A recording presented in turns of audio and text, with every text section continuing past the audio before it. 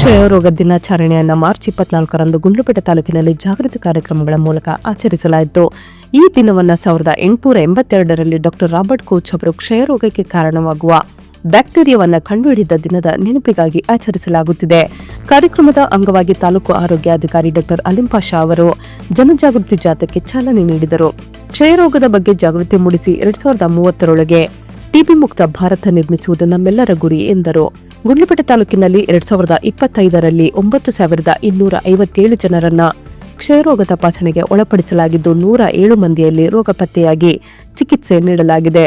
2023ರಲ್ಲಿ 135, 2024ರಲ್ಲಿ 125 ಹಾಗೂ 2025ರಲ್ಲಿ 107 ಮಂದಿಯಲ್ಲಿ ರೋಗ ಪತ್ತೆಯಾಗಿದ್ದು ತಾಲೂಕಿನಲ್ಲಿ ಕ್ಷಯರೋಗ ಪ್ರಮಾಣ ಕಡಿಮೆಯಾಗುತ್ತಿರುವುದು ಗಮನಾರ್ಹವಾಗಿದೆ. ತಾಲೂಕಿನಲ್ಲಿ 186 ಗ್ರಾಮಗಳಲ್ಲಿ 60 ಗ್ರಾಮಗಳು ಕಳೆದ 3 ವರ್ಷಗಳಿಂದ ಕ್ಷಯರೋಗ ಮುಕ್ತ ಗ್ರಾಮಗಳಾಗಿವೆ. ಅಲ್ಲದೆ ಕೆಲವು ಗ್ರಾಮ ಪಂಚಾಯಿತಿಗಳಿಗೆ ಚಿನ್ನ, ಬೆಳ್ಳಿ ಮತ್ತು ಕಂಚಿನ ಪದಕಗಳಿಗಾಗಿ ಆಯ್ಕೆ ಮಾಡಲಾಗಿದೆ ಎಂದು ಮಾಹಿತಿ ನೀಡಿದರು. ಕಾರ್ಯಕ್ರಮದಲ್ಲಿ ಸಾರ್ವಜನಿಕ ಆಸ್ಪತ್ರೆಯ ವೈದ್ಯಾಧಿಕಾರಿಗಳಾದ ಡಾಕ್ಟರ್ ಮಂಜುನಾಥ್, ಡಾಕ್ಟರ್ ಅರುಣ್ ಹಾಗೂ ತಾಲೂಕು ಆರೋಗ್ಯ ಸಿಬ್ಬಂದಿ ಮತ್ತು ಸಮುದಾಯ ಆರೋಗ್ಯಾಧಿಕಾರಿಗಳು ಉಪಸ್ಥಿತರಿದ್ದರು. ಕ್ಷಯದ ಬಗ್ಗೆ ಭಯ ಬೇಡ, ಕ್ಷಯರೋಗವನ್ನು ಗುಣಪಡಿಸಬಹುದು, ಎಲ್ಲರೂ ಒಗ್ಗೂಡಿ ಕ್ಷಯಮುಕ್ತ ಗುಂಡ್ಲುಪೇಟೆ ತಾಲೂಕು ನಿರ್ಮಿಸೋಣ ಎಂದು ಅಧಿಕಾರಿಗಳು ಕರೆ ನೀಡಿದರು. ಎಲ್ಲ ಶುಭ ಸಮಾರಂಭಗಳಿಗೆ ಶುದ್ಧ ಹಾಗೂ ಸುರಕ್ಷಿತ ಬಿಸ್ಲರಿ ಕುಡಿಯುವ ನೀರು ರಿಯಾಯಿತಿ ದರದಲ್ಲಿ ಲಭ್ಯ. ಹಿಂದೆ ಸಂಪರ್ಕಿಸಿ. ಗುಂಡ್ಲುಪೇಟೆ ತಾಲೂಕಿನ ಶಿವಪುರ ಸಮೀಪದ ಕಲ್ಲುಕಟ್ಟೆ ಬಳಿಯ ರೈತ ಸಿದ್ಮಲಪ್ಪ ಅವರ ಜಮೀನಿನಲ್ಲಿ ಚಿರತೆಯೊಂದು ಓಡಾಡುತ್ತಿರುವ ದೃಶ್ಯ ಸಿಸಿಟಿವಿ ಕ್ಯಾಮೆರಾದಲ್ಲಿ ಸೆರೆಯಾಗಿದೆ. ಮಂಗಳವಾರ ಬೆಳಗಿನ ಜಾವ ತೋಟದ ಮನೆ ಸಮೀಪ ಚಿರತೆ ಕಾಣಿಸಿಕೊಂಡಿದ್ದು, ಇದರಿಂದ ಮನೆಯವರು ಭಯಭೀತರಾಗಿದ್ದಾರೆ. ಈ ಕುರಿತು ಅರಣ್ಯ ಇಲಾಖಾಧಿಕಾರಿಗಳಿಗೆ ಮಾಹಿತಿ ನೀಡಲಾಗಿದ್ದು, ಗ್ರಾಮಸ್ಥರು ಹಾಗೂ ರೈತರು ಚಿರತೆಯನ್ನು ಸೆರೆ ಹಿಡಿಯಲು ತಕ್ಷಣ ಕ್ರಮ ಕೈಗೊಳ್ಳುವಂತೆ ಒತ್ತಾಯಿಸಿದ್ದಾರೆ. ಚಿರತೆ ಸಂಚರಿಸುತ್ತಿರುವ ಹಿನ್ನೆಲೆಯಲ್ಲಿ ಸುತ್ತಮುತ್ತಲಿನ ಗ್ರಾಮಗಳಲ್ಲಿ ಆತಂಕದ ವಾತಾವರಣ ನಿರ್ಮಾಣವಾಗಿದೆ. ಗುಂಡ್ಲುಪೇಟೆ ತಾಲೂಕಿನ ಸರ್ಕಾರಿ ಹಿರಿಯ ಪ್ರಾಥಮಿಕ ಶಾಲೆ ಒಂಗಳ್ಳಿಯಲ್ಲಿ ವಿಶ್ವ ಗುಬ್ಬಚ್ಚಿ ದಿನವನ್ನು ವಿನೂತನವಾಗಿ ಆಚರಿಸಲಾಯಿತು.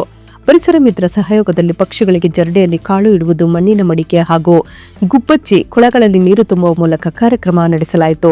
ಈ ಸಂದರ್ಭದಲ್ಲಿ ಮಾತನಾಡಿದ ಮುಖ್ಯ ಶಿಕ್ಷಕ ಮಹದೇಶ್ವರ ಸ್ವಾಮಿ, ನಮ್ಮ ಶಾಲೆ ನಿತ್ಯವೂ ಪಕ್ಷಿ ಸಂಕುಲಕ್ಕೆ ಆಶ್ರಯ ತಾಣವಾಗಿದೆ. ಹಲವಾರು ವಿಧದ ಪಕ್ಷಿಗಳು ಇಲ್ಲಿ ಕಾಳು ತಿಂದು ನೀರು ಕುಡಿದು ನಿರ್ಭಯವಾಗಿ ಬದುಕುತ್ತಿವೆ ಎಂದರು.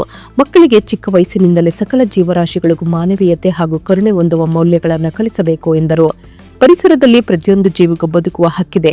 ಹಲವಾರು ಪ್ರಾಣಿ ಪಕ್ಷಿ ಪ್ರಭೇದಗಳು ಅಳಿವಿನ ಅಂಚಿನಲ್ಲಿದ್ದು, ಅದರಲ್ಲಿ ಗುಬ್ಬಚ್ಚಿಗಳು ಪ್ರಮುಖವಾಗಿವೆ. ಬೇಸಿಗೆ ಸಮಯದಲ್ಲಿ ಆಹಾರ ಮತ್ತು ನೀರಿನ ಕೊರತೆಯಿಂದ ಪಕ್ಷಿಗಳು ಸಂಕಷ್ಟ ಅನುಭವಿಸುತ್ತವೆ ಎಂದರು.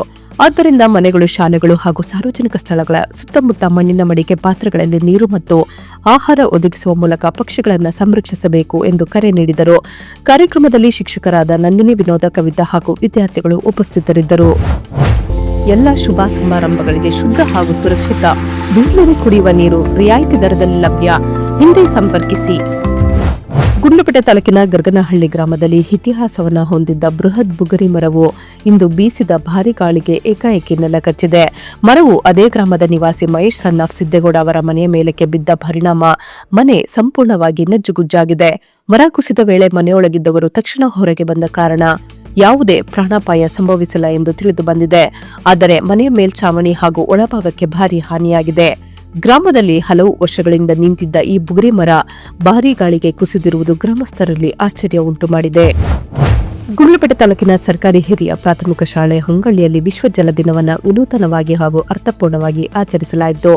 ಈ ಸಂದರ್ಭದಲ್ಲಿ ಶಿಕ್ಷಕರು ಹಾಗೂ ವಿದ್ಯಾರ್ಥಿಗಳು ತಟ್ಟೆ ಲೋಟ ತೊಳೆದ ನೀರನ್ನು ಗಿಡಗಳಿಗೆ ಹಾಕುವ ಮೂಲಕ ನೀರಿನ ಪುನರ್ಬಳಕೆಯ ಮಹತ್ವವನ್ನು ತಿಳಿಸಿದರು.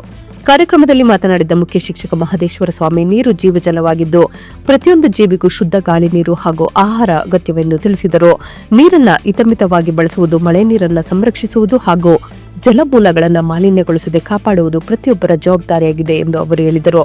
Save the water, save the life ಎಂಬ ಸಂದೇಶವನ್ನು ವಿದ್ಯಾರ್ಥಿಗಳಿಗೆ ನೀಡಿದರು. ಕಾರ್ಯಕ್ರಮದಲ್ಲಿ ಶಿಕ್ಷಕರಾದ ನಂದಿನಿ, ವಿನೋದ, ಕವಿತಾ ಹಾಗೂ ವಿದ್ಯಾರ್ಥಿಗಳು ಉಪಸ್ಥಿತರಿದ್ದರು. ಬಂಡೀಪುರ ಹುಲಿ ಸಂರಕ್ಷಿತ ಪ್ರದೇಶದ ವ್ಯಾಪ್ತಿಯ ಗುಂಡ್ಲುಪೇಟೆ ಸಮೀಪ ಅರಣ್ಯ ಇಲಾಖೆ ಕಾರ್ಯಾಚರಣೆ ನಡೆಸಿ ಸುಮಾರು 1.5 ವರ್ಷದ ಗಂಡು ಹುಲಿ ಮರಿಯನ್ನ ಸೆರೆ ಹಿಡಿದಿದ್ದರು. ಅರಣ್ಯ ಹಾಗೂ ಪೊಲೀಸ್ ಇಲಾಖೆಯ ಸಹಯೋಗದಲ್ಲಿ ಧರ್ಮ ಹೆಸರಿನ ಸಾಕಾಣೆ ನೆರವಿನಿಂದ ಕಾರ್ಯಾಚರಣೆಯನ್ನ ನಡೆಸಲಾಗಿತ್ತು. ಪಶುವೈದ್ಯ ಡಾಕ್ಟರ್ ವಾಸಿಂ ಮಿರ್ಜಾ ಮಾರ್ಗದರ್ಶನದಲ್ಲಿ ಶಾರ್ಪ್ ಶೂಟರ್ ಫಾರೆಸ್ಟರ್ ಕುಮಾರ್ ಹುಲಿಗೆ ಡಾಟ್ ನೀಡಿ ಸೆರೆ ಹಿಡಿಯುತ್ತಿದ್ದರು. ನಂತರ ನಿತ್ರಾಣಗೊಂಡಿದ್ದ ಹುಲಿ ಮರಿಯನ್ನ ಹಿಡಿಯಲು ತೆರಳಿದ ವೇಳೆ ಅರಣ್ಯ ಸಿಬ್ಬಂದಿ ಬಸವೇಗೌಡ ಅವರಿಗೆ ಹುಲಿ ಪರಿಚಿ ಗಾಯಗಳಾಗಿವೆ.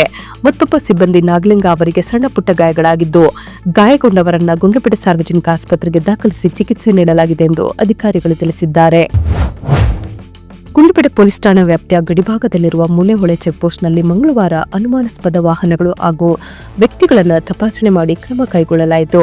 ಗುಂಡ್ಲುಪೇಟೆ ಪಟ್ಟಣದ ಸರ್ಕಲ್ ಇನ್ಸ್ಪೆಕ್ಟರ್ ಜಯಕುಮಾರ್ ಅವರ ಮಾರ್ಗದರ್ಶನದಲ್ಲಿ ಮುಖ್ಯಪೇದೆ ಶಂಭುಲಿಂಗಸ್ವಾಮಿ ಸೇರಿದಂತೆ ಪೊಲೀಸ್ ಸಿಬ್ಬಂದಿ ವಾಹನಗಳನ್ನು ನಿಲ್ಲಿಸಿ ಪರಿಶೀಲನೆ ನಡೆಸಿದರು. ಈ ವೇಳೆ ಅರಣ್ಯ ಇಲಾಖೆಯ ಅಧಿಕಾರಿಗಳು ಹಾಗೂ ಸಿಬ್ಬಂದಿಯೂ ಸಹ ಭಾಗವಹಿಸಿ ತಪಾಸಣೆಯಲ್ಲಿ ಸಹಕರಿಸಿದರು. ಗಡಿಭಾಗದಲ್ಲಿ ಕಾನೂನು ಸುವ್ಯವಸ್ಥೆ ಕಾಪಾಡುವ ಉದ್ದೇಶದಿಂದ ಈ ರೀತಿಯ ತಪಾಸಣೆ ಮುಂದುವರಿಯಲಿದೆ ಎಂದು ಅಧಿಕಾರಿಗಳು ತಿಳಿಸಿದ್ದಾರೆ. ಎಲ್ಲ ಶುಭ ಸಮಾರಂಭಗಳಿಗೆ ಶುದ್ಧ ಹಾಗೂ ಸುರಕ್ಷಿತ ಬಿಸ್ಲರಿ ಕುಡಿಯುವ ನೀರು ರಿಯಾಯಿತಿ ದರದಲ್ಲಿ ಲಭ್ಯ. ಹಿಂದೆ ಸಂಪರ್ಕಿಸಿ. ಗುಂಡ್ಲುಪೇಟೆ ತಾಲೂಕಿನ ಬಂಡೀಪುರ ಹುಲಿ ಸಂರಕ್ಷಿತ ಪ್ರದೇಶದ ಮದ್ದೂರು ವಲಯದ ಮಾರಿಗುಡಿ ಪ್ರದೇಶದಲ್ಲಿ ಹೆಣ್ಣು ಹುಲಿಯ ಶವ ಪತ್ತೆಯಾಗಿದೆ. ಗಸ್ತಿನಲ್ಲಿದ್ದ ಅರಣ್ಯ ಇಲಾಖೆ ಸಿಬ್ಬಂದಿಗೆ ಮೃತದೇಹದಿಂದ ಬರುತ್ತಿದ್ದ ವಾಸನೆ ಗಮನಕ್ಕೆ ಬಂದಿದ್ದು ಪರಿಶೀಲನೆ ನಡೆಸಿದಾಗ ಹುಲಿ ಸಾವನ್ನಪ್ಪಿರುವುದು ದೃಢಪಟ್ಟಿದೆ. ಮೇಲ್ನೋಟಕ್ಕೆ ಹುಲಿ ಸ್ವಾಭಾವಿಕವಾಗಿ ಅಥವಾ ವಯೋಸಹಜ ಕಾರಣದಿಂದ ಸಾವನ್ನಪ್ಪಿರುವ ಸಾಧ್ಯತೆ ಕಂಡುಬರುತ್ತಿದೆ ಎಂದು ಅರಣ್ಯ ಇಲಾಖಾ ಅಧಿಕಾರಿಗಳು ತಿಳಿಸಿದ್ದಾರೆ. ವೈದ್ಯರು ಲಭ್ಯವಿಲ್ಲದ ಕಾರಣ ಮಂಗಳವಾರ ಮರಣೋತ್ತರ ಪರೀಕ್ಷೆ ನಡೆಸಲು ಸಾಧ್ಯವಾಗಿಲ್ಲ. ಇಂದು ಬುಧವಾರ ಪಶುವೈದ್ಯರಿಂದ ಹುಲಿ ಶವದ ಮರಣೋತ್ತರ ಪರೀಕ್ಷೆ ನಡೆಸಲಿದ್ದು ಅದರ ಬಳಿಕವಷ್ಟೇ ಹುಲಿಯ ಸಾವಿನ ನಿಖರ ಕಾರಣ ತಿಳಿಯಬೇಕಿದೆ. ಸೊ ಫ್ರೆಂಡ್ಸ್, ಇದಾಗಿತ್ತು ಇವತ್ತಿನ ನ್ಯೂಸ್. ನಿಮಗೆ ಈ ಹೊಸ ಪ್ರಯತ್ನ ಇಷ್ಟವಾದಲ್ಲಿ ಕೂಡಲೇ ನಮ್ಮ ಚಾನೆಲ್ ಅನ್ನು ಲೈಕ್ ಮಾಡಿ, ಶೇರ್ ಮಾಡಿ, ಸಬ್ಸ್ಕ್ರೈಬ್ ಮಾಡಿ.